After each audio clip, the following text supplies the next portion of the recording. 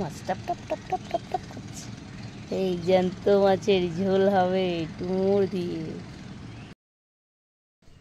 নমস্কার বন্ধুরা, আজকে বানাতে চলেছি এই চারা পোনা রুই কাতলা মাছের ঝোল বানাবো ডুমুর দিয়ে। এই গাছের ডুমুর কেটে জলে ডুবিয়ে রেখে দিয়েছি, এটাকে সিদ্ধ করতে হবে। আর এই মাছের ঝোল ডুমুর দিয়ে করার উপকরণগুলো যা যা লাগবে, আমাদের একটুখানি রসুন পেস্ট, একটু আদা, একটু গোলমরিচ, একটু জিরে মরিচ, একটুখানি কাশ্মীরি লঙ্কা, আর এখানে যে লাগবে পেঁয়াজ, টমেটো, কাঁচা লঙ্কা, আলু, আর পরিমাণ মতন নুন, আর পরিমাণ মতন হলুদ, আর তেল তো লাগবেই। আমি প্রথমে মাছটাকে নুন হলুদ মাখিয়ে নেব, তারপরে ডুমুরটাকে সিদ্ধ করতে বসিয়ে দেব।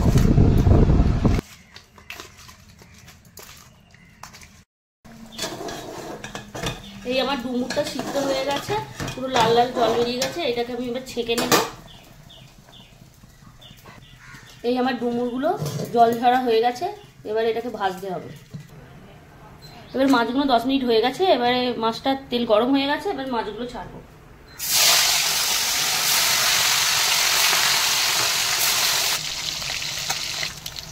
এই আমার মাছ ভাজাও হয়ে গেছে পুরো মচমচে করে।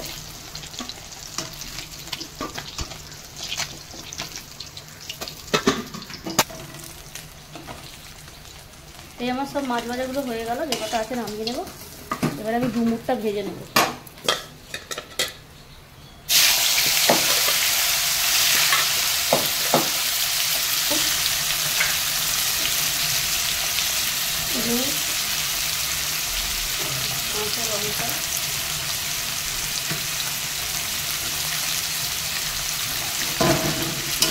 একটু ভেজে নিলে তরকারিটা টেস্টি ভালো হয়।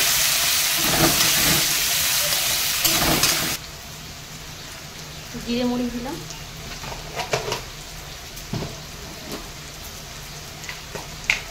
গোলমরিচ দিলাম,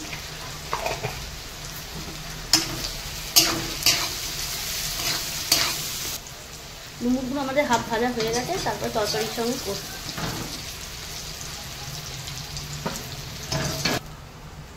আলুগুলো ভেজে নেব।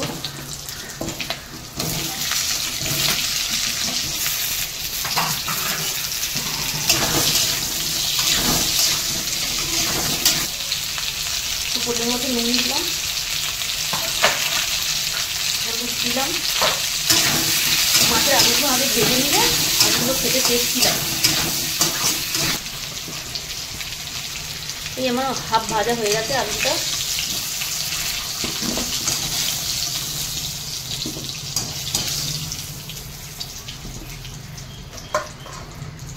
এই জিরা ফোড়ন দেবো আর লঙ্কা,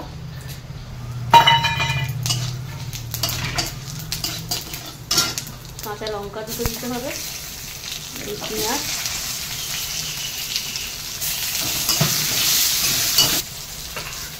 এই রসুনটা দেবো,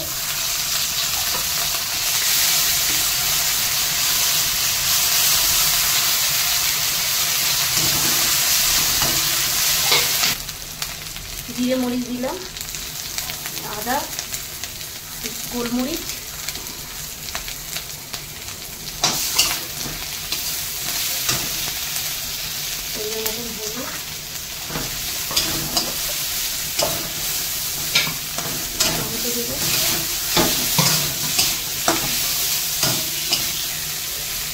এই ভাজাগুলো দিয়ে দেবো।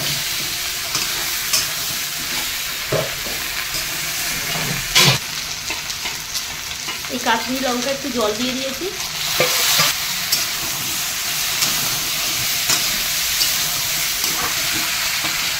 এই আমার আলু কষানো রেডি হয়ে গেছে, আর এইদিকে আমি গরম জল দেবো, ফুটছে।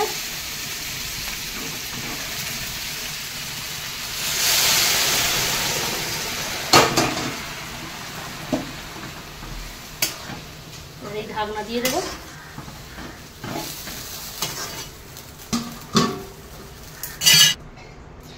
এইভাবে ঢাকনা তুলবো। আমার ডুমুরের ঝোল পুরো রেডি হয়ে গেছে, আলু করে সব সিদ্ধ হয়ে গেছে, দিয়ে দেবো।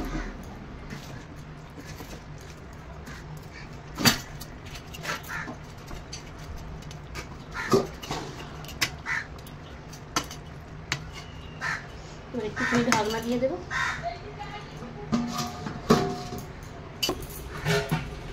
এই ঢাকনাটা খুলবো, মাছগুলো হয়ে গেছিল।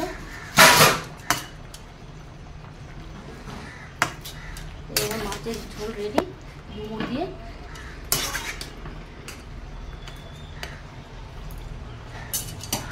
এবার আমি নামিয়ে দেবো।